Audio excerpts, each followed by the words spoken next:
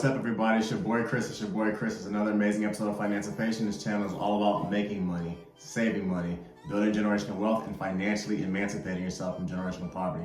On this channel, everybody, I give you a six-figure MBA level worth of investing and financial knowledge for free here on YouTube. And the things that people typically spend hundreds of thousands of dollars on in grad school, I give it to you for free here on Financipation. And before I get started, I also want to give a shout out to Killer Solutions. They're one of my sponsors. If you need digital marketing, website development, or someone to essentially edit your YouTube videos, they're the best in the business, meeting all of your digital needs. And please hit that notification bell so you know I'm dropping new content every week, okay? So today I want to talk about just some terrible money advice to avoid, because it's kind of one of those kind of things that I think in general people need to know more about, because unfortunately there are a lot of YouTubers out here, financial entrepreneurs and things like financial influencers and things like that are just flat out giving horrible trash advice. So let's get started, okay? The first bit of terrible financial advice that I want you to avoid is investing into anything or anyone that says they are going to beat the market. For all my higher income earners, how many times have you guys been at a happy hour or kind of a little bougie cocktail or event or something like that, and there's some guy that basically trying to brag about being this super duper investor that can consistently make you more money than the market dictates, or more money than the S&P 500? Essentially, it's kind of funny because whenever I run across these types of guys, they always say, give me $5,000, Chris, or give me $10,000, and I'll put in a good word for you, and I'll essentially introduce you to a guy who can basically beat the stock market for you. It's really kind of one of those things where when I see it, I literally just laugh, because at the end of the day, everybody, whenever you see these loud talking heads on one of these financial shows literally screaming at the camera, telling you to invest into this new stock because it's guaranteed to beat the stock market, my advice is simple: run. When it boils down to it, everybody, it's like this: the average hedge fund manager and financial planner or financial advisor, whatever these people call themselves today, over the last 15 years has only averaged 4%. Whereas the S&P 500 over the same 15-year period, everybody, has averaged 13%. My personal advice is that you should invest a large percentage of your investment portfolio into passively managed, broad market index funds that match the market, or the S&P 500. So the first bit of terrible financial advice that I want you to avoid is investing into anything or anyone that says they are going to consistently beat the market, because 96% of the time over a 15-year period, they cannot. Next. The next horrible bit of financial advice that I want you to avoid is the idea that we should follow our passions instead of getting a career. So when I was in college studying engineering, I was coming home from this party and we were blasting the Kanye West album, College Dropout. Not familiar with Kanye West's album, The College Dropout, it essentially made a mockery of people that were going to college, and it basically said that it was smarter to become a rapper and drop out of school instead of staying in school and getting your degree. As crazy and as dumb as that sounds here in the year 2024, I knew guys that were legitimately going to their sophomore or their junior years in college getting engineering degrees that legitimately dropped out of college so they could pursue their rap career. I knew guys that were getting business and accounting degrees and were in education. These guys were like literally in their sophomore and junior years and legitimate actual degrees, and they dropped out of college so once again they could become a rapper or a musician. And as ridiculous as it sounds, sadly today, when I go back to Philly or DC or certain parts of Newport News, Virginia, or Indianapolis or Chicago, and I run into some of these guys in my old neighborhoods and some of the places that I used to frequent and go to, these guys, everybody, half the time are either homeless or some of them don't even have teeth in their mouth. And sadly, a few of them have even been to prison. It's sad because they followed a passion instead of going into a lucrative career in science, technology, engineering, healthcare, or finance. Now, let me back up a little bit. Let me introduce you to another musician named John Legend. John Legend is an extremely smart guy. And get this, the John Legend that we know, the musician John Legend, he became that guy by working essentially that side passion at night when he came home from his finance career working in Wall Street and essentially in Philadelphia. John Legend, everybody, was a finance guy. And he basically became a musician overnight and started dropping albums overnight when he got home from work.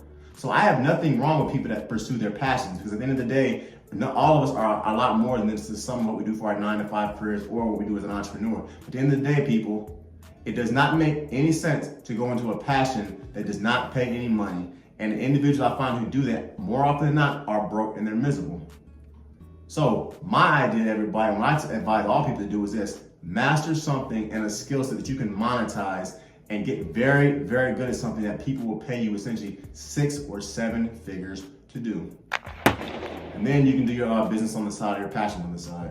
So the second bit of horrible financial advice that I want you to avoid is the idea that says you should follow your passion instead of getting a lucrative career.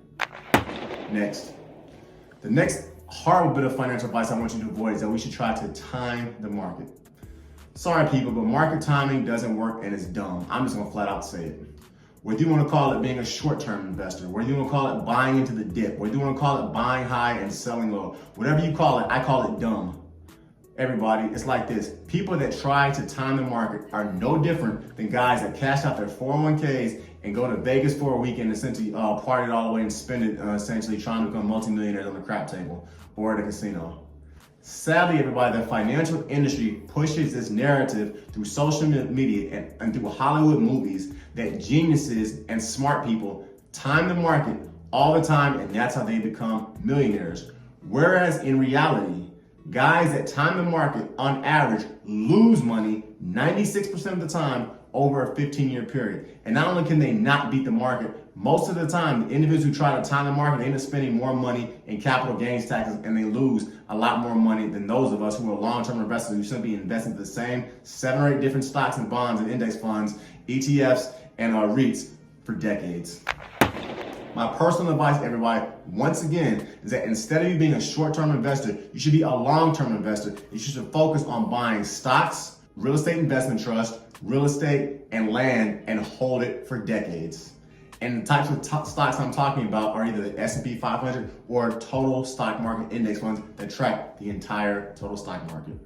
So the next bit of terrible financial advice that I want you to avoid is that we should try to time the market, because it's gonna leave you essentially paying more in taxes and it's gonna leave you broke.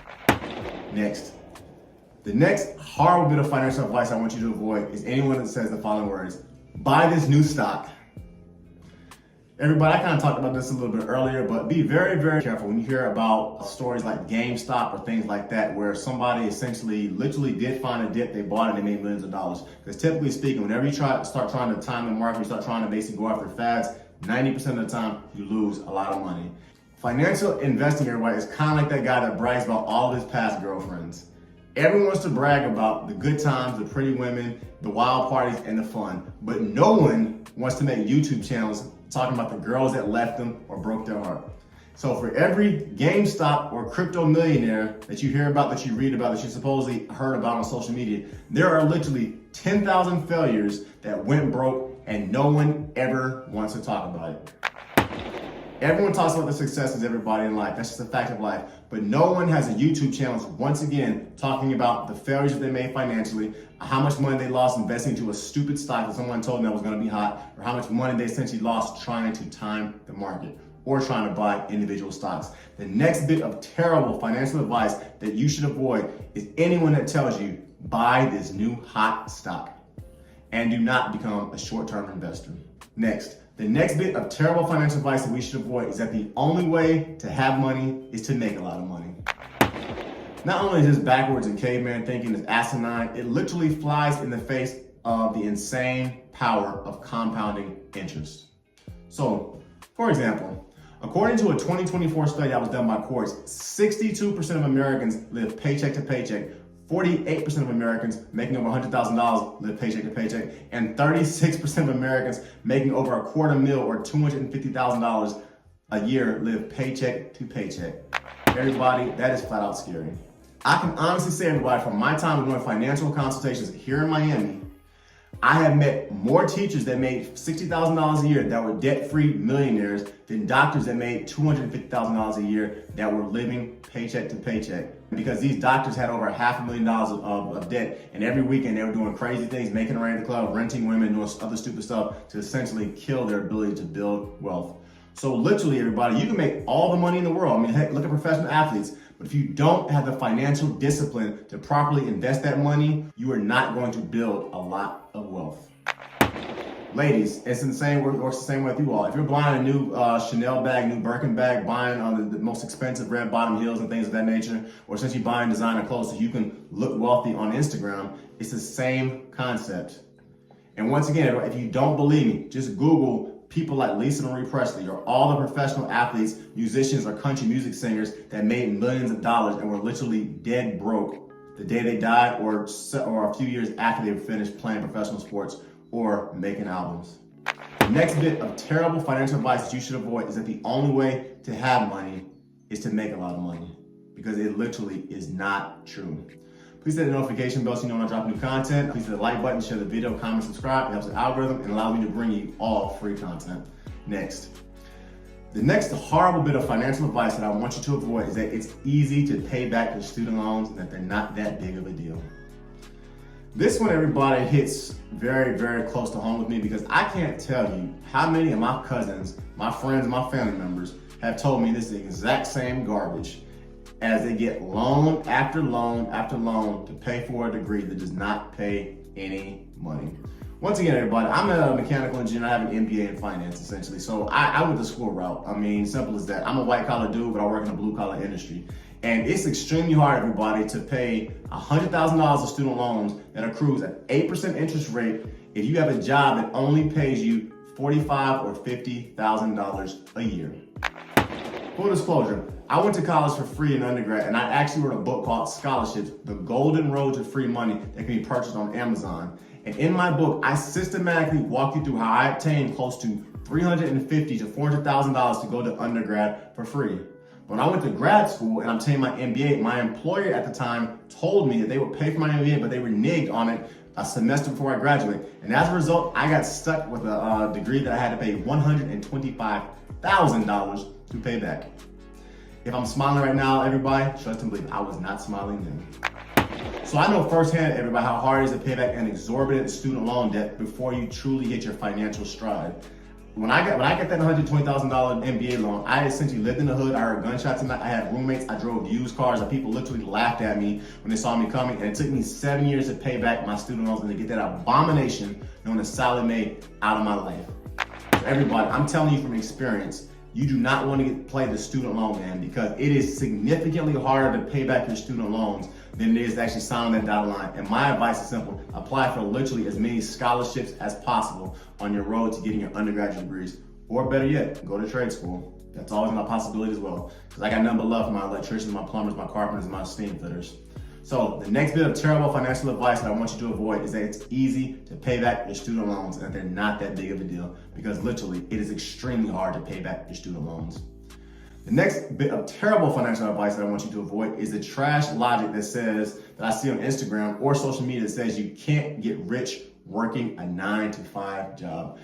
This is absolute garbage, everybody. And this is sadly the narrative I hear from fake financial gurus on social media like Grant Cardone and Robert Kiyosaki, as they literally belittle the importance of college and they push this garbage that people that work a 9-to-5 job are dumb or they can't get rich. Here at Financipation, everyone, we live in a world full of numbers and reality. And according to a 2023 study that was done by Ramsey Solutions, 85% of America's millionaires contributed to their employer's 401k. In other words, nearly 90% of every millionaire that's in America worked a 9-to-5 job at some point in their life. And more importantly, they were smart enough to actually contribute a certain percentage of every paycheck into their 401k. It should also be noted that according to a 2024 study that was done by CNN and Fidelity, there are over 485,000 men and women in America that became millionaires solely by investing into their employer's 401k. This flies completely in the face of fake financial gurus like Robert Kiyosaki and Grant Cardone that derisively trash 9-to-5ers and people that work for the government or corporate America, and who spread this lie that said that you can't get rich or become a millionaire working a 9-to-5 job. For the record, as a mechanical engineer, an entrepreneur, and a YouTuber, I tell everyone, and I do literally mean everyone, that if you live in America, especially my 9-to-5ers, you need to start a business. You need to work that business on the side in addition to having your 9-to-5 job, because America rewards entrepreneurs. Secondly, you will literally never hear me or anyone on my staff belittle W-2 employees or folks that work 9-to-5 jobs, because first, it's extremely disrespectful to the people who actually do work 9-to-5 jobs and do honest day's labor. And secondly, it flies in the face of statistics, as literally 90% of America's millionaires at some point work in corporate America. The next bit of terrible financial advice I want you to avoid is the garbage that tells you you can't get rich working a 9-to-5 job. Next, The next bit of horrible financial advice that I want you to avoid is that the college and trade schools are outdated and they aren't very important in the 21st century. This is a recipe, everybody, for financial and professional disaster, everyone, and ignore anyone that pushes this garbage that education or the trade schools are not important. People, you get a lot more from college than just a degree. And more importantly, if you get a degree in science, technology, engineering, math, healthcare, finance, or law, the world is literally yours. For what it's worth, the professions that produce the highest number of millionaires in America are engineers, accountants, teachers, lawyers, and medical doctors, in that order. I'm actually gonna do a podcast about that. So while Pookie and Ray Ray and Buford and Jeffer are on social media with their fake Instagram pages and their fake women that they're renting and their fake cars that they basically are renting on social media, telling you to not go to college or to not learn a trade because it's outdated, everybody, please ignore these people. 90% of America's millionaires, everybody, have a college degree, but only 33% of the American population has a college degree. People, that is not a coincidence. So the next bit of horrible financial advice that I want you to avoid is that college and trade schools are outdated and that they aren't very important in the 21st century. The next horrible bit of financial advice I want you to avoid is that you need a financial advisor to help you invest your money. This is one of the saddest and most pathetic things and frustrating things that I see. I stated previously, everybody, the average hedge fund manager in America, or financial planner, whatever they call themselves today, over the last 15 years has only averaged 4%, whereas the S&P 500 over the same 15-year period has averaged 13%. That means there is nearly a 100% chance you're going to lose money investing with a financial advisor and you're going to pay more in taxes, instead of simply investing your money into an ETF or a low-cost index fund or the S&P 500 that tracks the total stock market. Additionally, when you factor in their fees, their capital gains taxes, and the commissions, the average financial planner that charges you 1% for their services will cost you around 28% of your retirement portfolio.